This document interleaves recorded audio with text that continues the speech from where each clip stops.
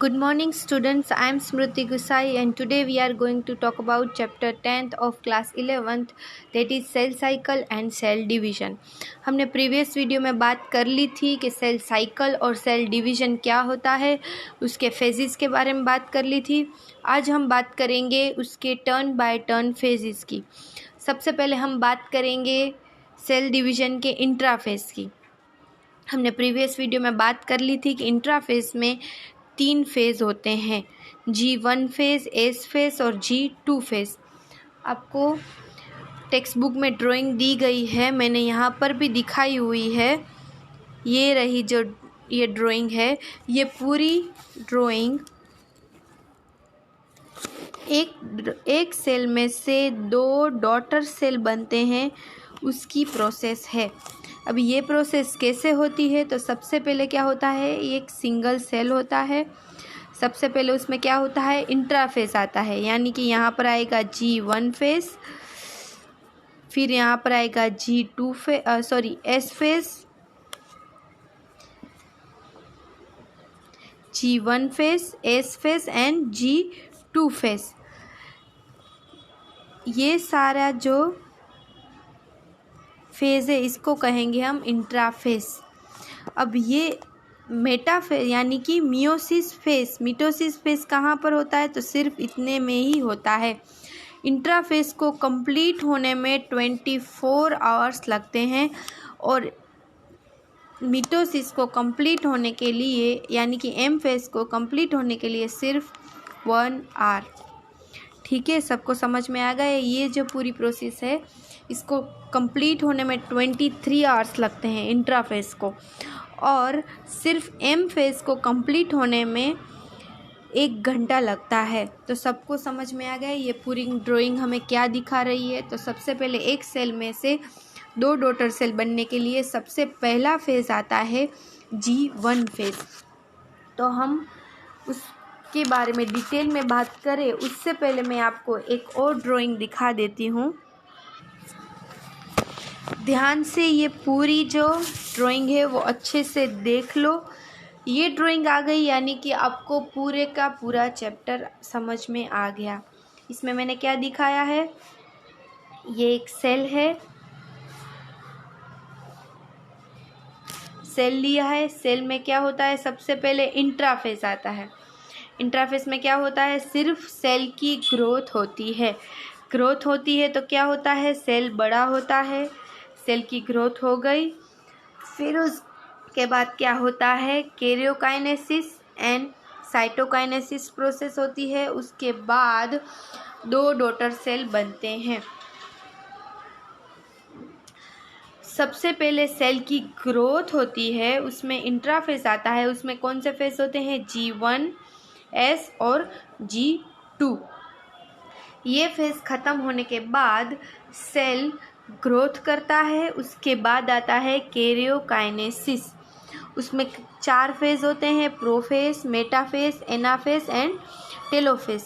उसके बाद क्या होता है, यानी कि सेल डिवीज़न हो गया है पर उसका साइटोकाइनेसिस डिवाइड होने का बाकी है। तो फिर साइटोकाइनेसिस प्रोसेस होती है एंड देन 2 डॉटर सेल में वो कन्वर्ट होते हैं। तो ये पूरी साइकिल है वो आपको अच्छे से समझ में आनी चाहिए कि सबसे पहले सेल की ग्रोथ होती है, ग्रोथ होने के बाद कैरियोकाइनेसिस एंड देन साइटोकाइनेसिस। उसके बाद हमें 2 डॉटर सेल मिलेंगे।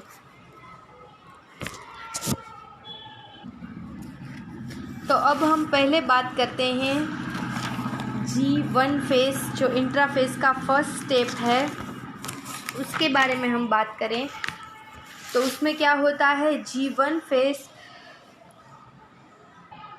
correspond to the interval between mitosis and initiation of DNA replication. इसमें DNA रेप्लिकेट नहीं होता है, सिर्फ हमें वैसा दिखाई देता है कि DNA इसमें रेप्लिकेट हो रहा है पर हुआ नहीं होता है। वो सिर्फ ऐसे ब्लर हमें दिखाई देता है, वो भी हम माइक्रोस्कोप में नहीं देख सकते हैं। G1 phase, the cell is a metabolically active and continuously grows but does not replicate its DNA। मैंने अभी बताया कि DNA रेप्लिकेट इस फेज़ में नहीं होता है। इस फेज़ में सिर्फ और सिर्फ DNA हमें ऐसे धुंधला धुंधला दिखाई देता है, वो भी हम माइक्रोस्कोप में नहीं देख सकते हैं। फिर आता है S phase, synthesise. S phase makes up the period during which DNA synthesis or replication takes place. During this time, the amount of DNA per cell double. जब ये एस फेज आता है तब इसमें क्या होता है, सेल के अंदर सेंटर में DNA होता है और DNA में क्या होता है, क्रोमोसोम होते हैं और वो क्रोमोसोम डबल होते हैं, यानी कि DNA डबल होता है एस फेज में। तो सबको पता चल गया। G1 फेज में क्या होता है, सिर्फ DNA हमें है ऐसा दिखाई देता है पर ऐसा होता नहीं है। एस फेज में क्या होता है, DNA रेप्लिकेट होते हैं। फिर आता है G2 फेज।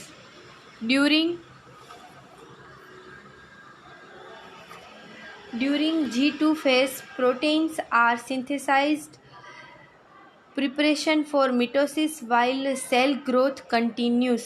इसमें क्या होता है, सेल की ग्रोथ कंटिन्यू होती है क्योंकि उसको कैरियोकाइनेटिक फेज़ में जाना होता है। इसलिए G2 फेज़ में क्या होता है, प्रोटीन सिंथेसाइज्ड होते हैं और DNA रेप्लिकेट्स होना बंद हो चुके होते हैं और ग्रोथ कंटिन्यू होती है। इसमें क्या होता है, DNA corresponds are stop, RNA will be synthesised. G2 phase prepare for the M phase, यानी कि मिटोफेज के लिए वो तैयार होता है G2 फेज में। अब मैं एक बात बता देती हूँ कि इसमें एक और फेज आता है G0 फेज। G0 फेज में क्या होता है, in this phase some cell can be not replicate, that cell are going to G0 phase. अपने हमारे शरीर में कई सारे ऐसे सेल होते हैं जो रेप्लिकेट नहीं हो पाते हैं। मोस्टली सभी सेल रेप्लिकेट होते हैं पर कई सारे ऐसे सेल होते हैं जो रेप्लिकेट नहीं हो पाते हैं, वो G0 फेज में चले जाते हैं। इसको कहते हैं G0 फेज। अब यहाँ पर आपका इंट्राफेज ख़त्म होता है। हम नेक्स्ट वीडियो में बात करेंगे एम फेज यानी कि मिटोसिस फेज के बारे में। Thank you. यहाँ तक आपको समझ में आ गया होगा। ना समझ में आए तो आप मुझे व्हाट्सएप में या तो स्कूल आके पूछ सकते हो। Thank you.